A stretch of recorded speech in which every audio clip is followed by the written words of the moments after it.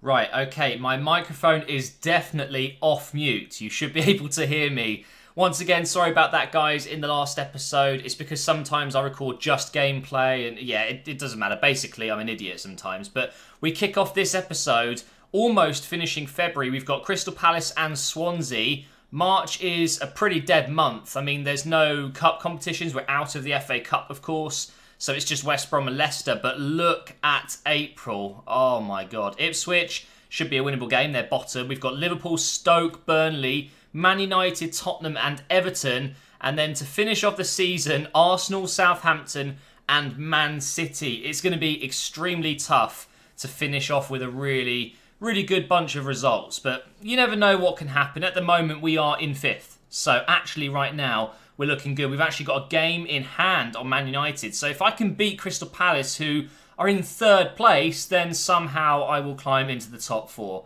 This season has been an odd one so far.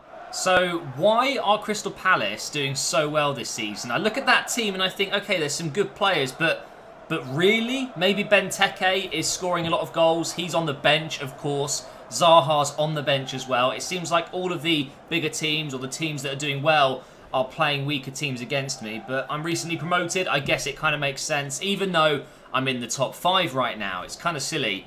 And it's just skipped my... What? It just skipped my lineup. Did you see that? I didn't press anything. Wow. Okay, well, basically, I've got my strongest team with Tuanzebe coming in for Worrell, who, good news, is actually back from injury now, but had half fitness. So maybe one more week and he will be fully fit and ready to go again. But to be honest, Tuanzebe, he is the better defender. Easy to keep forgetting that Crystal Palace are actually doing extremely well this season. So any sort of points against them could actually be a very good result for us. Here's Geraldes, not Galdamez. I'm going to try a shot. Oh, and it's in.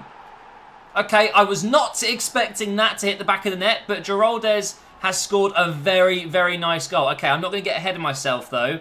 Crystal Palace could score, and that actually is a very tasty strike from our centre attacking midfielder. I don't know how many goals he's scored so far this season, but he's obviously providing a lot of assists. But if he can score more, brilliant. Palace have a corner. Townsend gets it in the box. Leali does very well there. Defender's on the ball now. Is he going to have a shot? He is, and it's very wide. Now here come Palace with Townsend. He's gone for the shot. Why is he shooting from there? He had a few options in front of him, but please keep shooting. I'll save it. 5 minutes until the break. Palace do look actually pretty good on the ball right now. They're doing lots of good passing, possession play. And that's into Cabaye, who has the shot, and it's a big save from Leali once again, keeping us in these games recently. He's been such a good addition to the squad. Now the corner comes in. Can I deal with it? Yes, I can, but it's going to come out to their defender, Winter. Is he going to shoot? He is, and it's deflected out for another corner. This might be the last chance for Palace to equalise before the break. Are they going to do it? Cabaye, the one to take it. That's a better cross, and I think, again, that's going out for a corner, is it? Wow, the pressure's on right now. Just blow the whistle, ref. Come on. Let's see if this delivery is any good. Oh, it's pretty good, but Leali once again. Let's just clear it out, and that should be the end of the first half, is it? Actually, hang on. Damn it! He let them play on for so long, and as soon as I get a chance, nah, that's half-time. But we're winning the game. That's all that matters right now. Here come Palace again. I'm trying to back off them a little bit to make the tackle. Oh, that was close. I just thought for a second I was going to drop that, but it's okay. We get away with it again. Townsend is proving very difficult to deal with. Very good on the ball. And Luna's not very quick. He's gone on the inside there. Cross comes in. Tuanzebe's going to clear it. And we get away with another one. Oh, what a clearance that is. Straight to Schlupp. Well done. What's he going to do with it? Is he going to pass it forward? He is. Here's Cabaye. Get a tackle in. Just do not foul him. Don't give away a penalty. Yes, Barmin. Well done. And it's a good pass out as well. We might actually be on the break. Ariabi's got the pace, of course. Can he get through the defence? Of course he can. Look how quick he is. Now Geraldes is in the box. But what is that cross? We've got a free kick. It was a rubbish cross. So thankfully the referee's going to bring it back. And let's get a good delivery into the box with Plata here. Come on. Someone get on the end of it. Geraldes is there. Galdamez is there. And that is an absolutely terrible header. Palace have yet another corner. And they've brought on... I think they've brought on Zaha, which is going to make things harder. Oh... They've also just brought on this guy. I don't want to say his name because I always get it wrong. I'll try. Talisha? I'm really bad with names. You guys know that. He's literally just come on and he's gone over to Sam Allardyce and said, get me in the starting lineup because this is what I do. He scored with his first touch. That is actually unreal. And actually, Pereira should have done much better there. He's on the line and he's just... I think that's happened before, hasn't it? Where it's just gone in, even though I've got a player right in the way. Back to square one again. This guy has just changed the game in midfield. He's really, really, really good. And now Zaha, all 3 subs running forward at the moment. Can I get a tackle in? I can, but Benteke is going to win that. Now here's Zaha. He gets the shot away, but Luna deflects it out. And it's going to be another corner. This game is really, really difficult. This second half has been pretty awful for us. They've had 5 corners. And Benteke's got that one down. And can I win the tackle? I should have that. And that's a goal kick. I think now I realise why Palace are doing so well this season. They've got a strong, strong team with a lot of quick and physical players. And Zaha with Benteke and that Talisha guy, whatever his name is, absolutely changed the game with them on. I'm surprised once again they didn't start. But there you go, guys. We didn't lose, but we didn't win. We get a draw against Crystal Palace, which might turn out to be a good result. Into training, and Geraldes has gone up to 79 rated. He's almost going to be our first 80 rated player. Is he going to be the first one? I think he probably will be. Abraham's still only halfway to 79. Tuanzebe halfway to 77. Not too bad. Now, our next game is Swansea. We're still in 5th place, and this is a home game. No, it's an away game. Let's see where Swansea are in the league table. They are down in 19th place. Wow, 11 losses. They've actually lost less than quite a few teams, but a lot of draws. 9 draws means they're pretty much...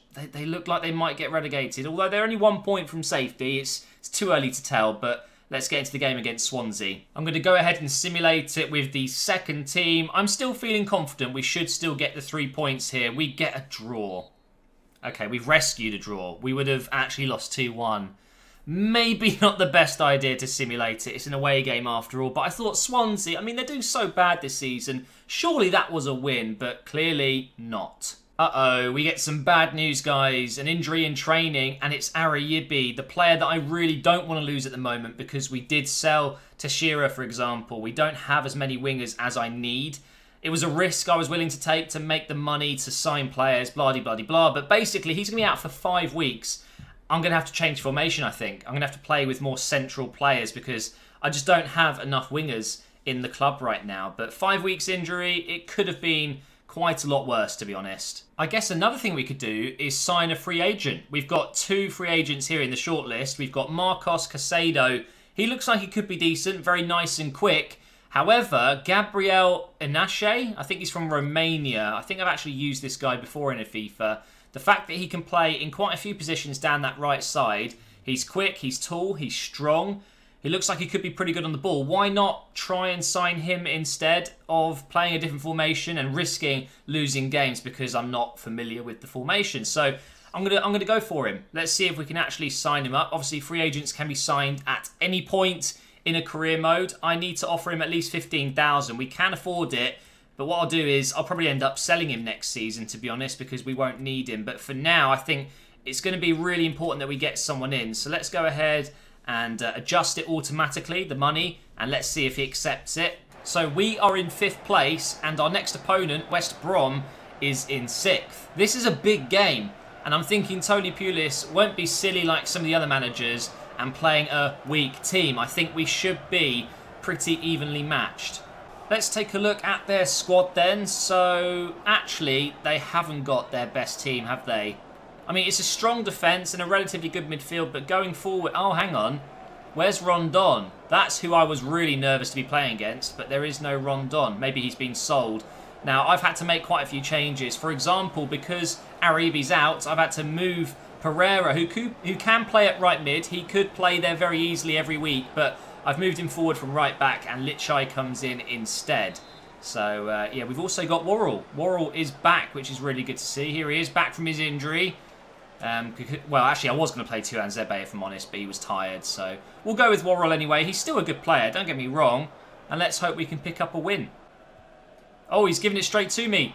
Geraldes has a chance. Oh, he's almost scored another great goal in this game, but unfortunately Foster was there. That would have been a terrible mistake for West Brom to concede like that. Not the greatest of corners, but we've got it back. Try and whip it in again. That's better. Okay, we've got a chance for Barmin. We know he can hit them. Let's try with his left foot. And it's, yeah, a little bit too much power there. Now here's West Brom again. He's passed it inside. Big save from Leali. That was too close, though. The rebound could have gone to anyone. Luckily, it fell to me.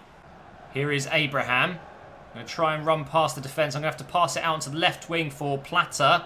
Why has he let that bounce? I don't know. Let's give it to Luna instead. Try and drive in and get the ball in. Low on the ground. Okay, Dawson's got it out. This probably is the last chance we're going to have. So let's try and bury this. Come on.